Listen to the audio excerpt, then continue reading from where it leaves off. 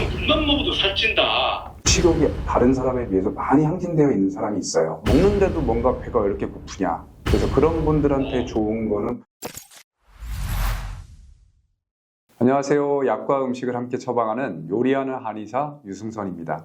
원장님으로부터 이 다이어트 방법을 저희가 설명을 듣는 거기 때문에 한의학 네. 전문가로서 언급할 수 있는 그런 것들 위주로 좀 설명해 주시면 좋을 것 같아요. 사람을 봤을 때 살이 왜 찌냐라고 가장 기본적으로 봤을 때 어떤 문제가 들어오냐면 내가 먹은 영양분보다 소모한 칼로리가 더 많으면 살이 안 찌는 거고 들어온 인풋보다 나가는 게 훨씬 적으면 살이 찌는 거거든요. 세상에 수많은 다이어트 방법이 있는데 여러분들이 가장 아셔야 되는 되게 심플한 거는 내가 먹는 것보다 많이 움직이는 게 가장 중요하다는 겁니다. 그런데 현대인이 사실은 운동하기가 쉽지 않잖아요. 그렇죠.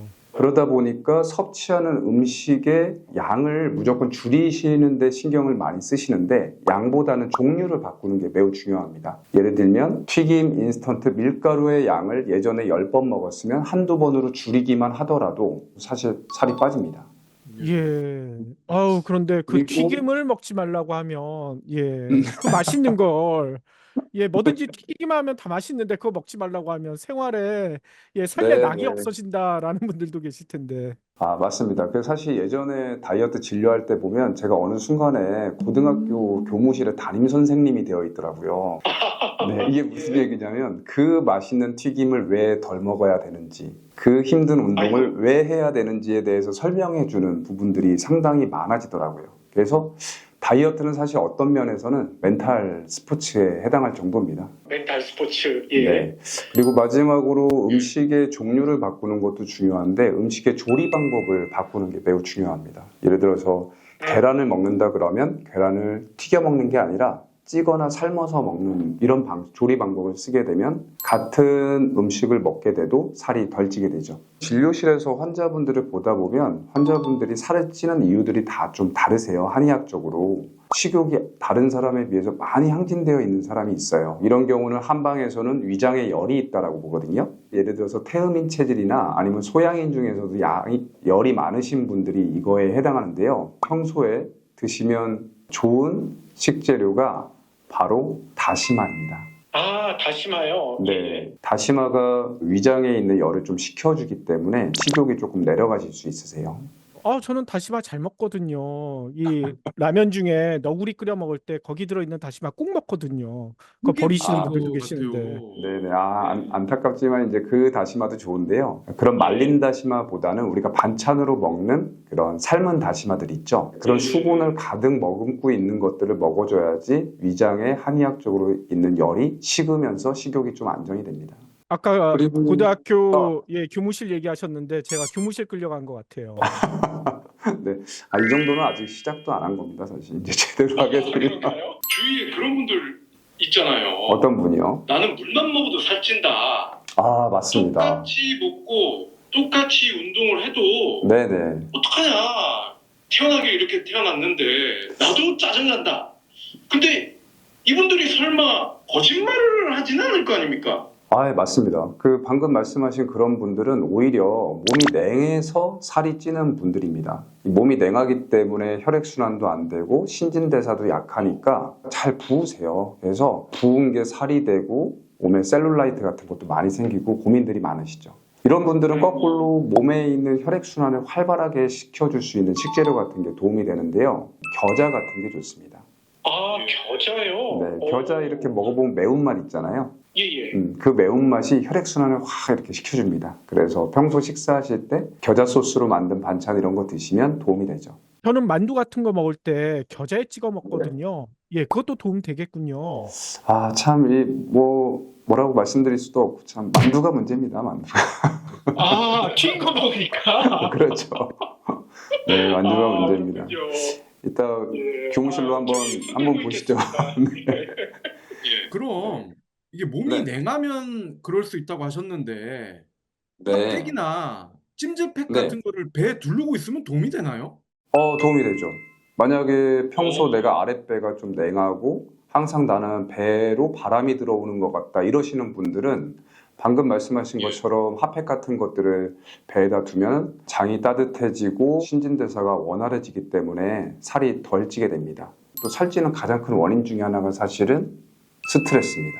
열받으면 음식을 먹었을 때 포만감을 느껴야 되는데 그 포만감 중추 기능이 상실돼 버리거든요. 그러니까 쉽게 말하면 먹는데도 배가 고픈 거예요. 그런 경험 있으세요? 아, 먹는데도 뭔가 배가 왜 이렇게 고프냐? 예, 그 정도까지는 아니었는데요. 네, 그런 정도까지 안 그런 했어요. 경우는 있어요. 네. 옆에 있어도 보고 싶다. 이런 사람은 있습니다. 아, 그렇군요. 뭐 약간 유부남들의 약간 비주얼 같은데 약간.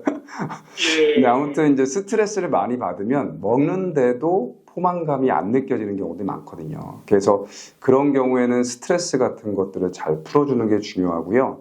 스트레스 받을 때 도움이 되는 게 귤 같은 거 있죠. 감귤류 같은 거, 자몽 같은 것들, 감귤류의 이런 주스나 이런 것들이 스트레스를 풀어주기 때문에 다이어트에 또 도움이 되고, 동의보감에서는 사람이 스트레스를 받으면 몸에 울이 생긴다고 하거든요. 울이라는 게 뭐냐면 예. 뭐 우울하다, 뭐 우라병이 생긴다 할 때 울자를 써요.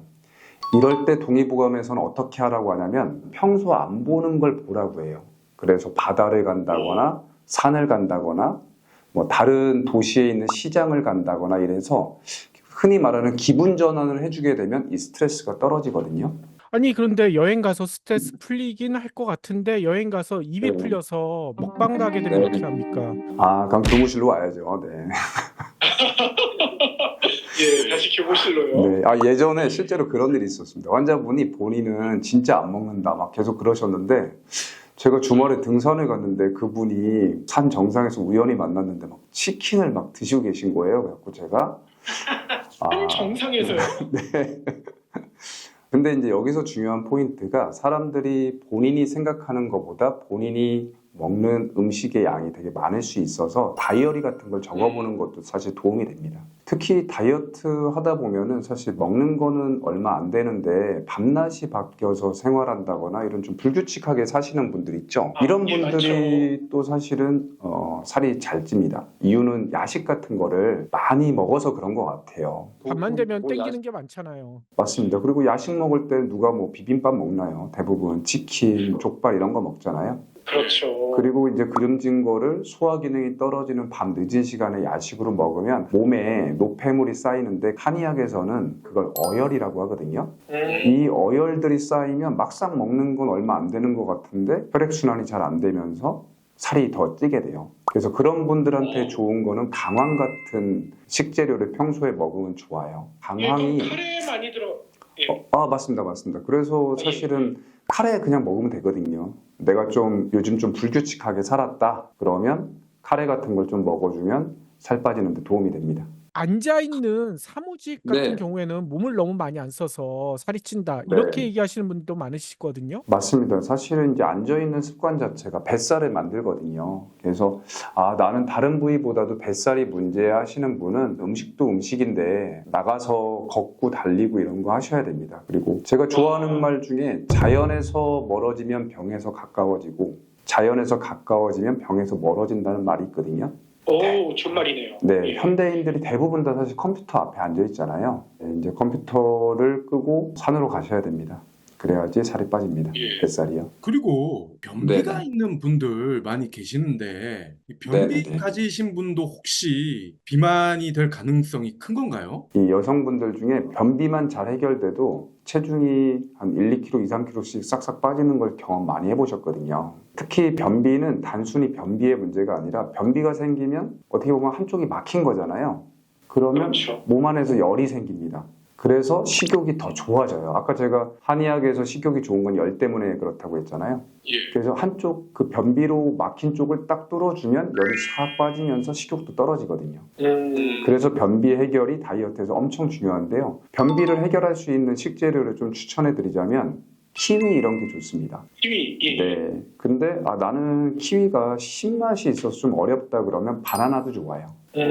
대신 여기서 포인트가 바나나가 생바나나가 아니라 익힌 바나나여야 합니다. 오히려 생바나나는 변비를 만들 수도 있거든요. 이 동남아 요리처럼 요리해서 먹으라 뭐 이런 얘기시군요. 생바나나를 밖에다가 좀 두면은 이렇게 검은색 점이 생기면서 약간 익잖아요. 예. 조금 더 흐물흐물해질 때 그때 먹으면 되고요.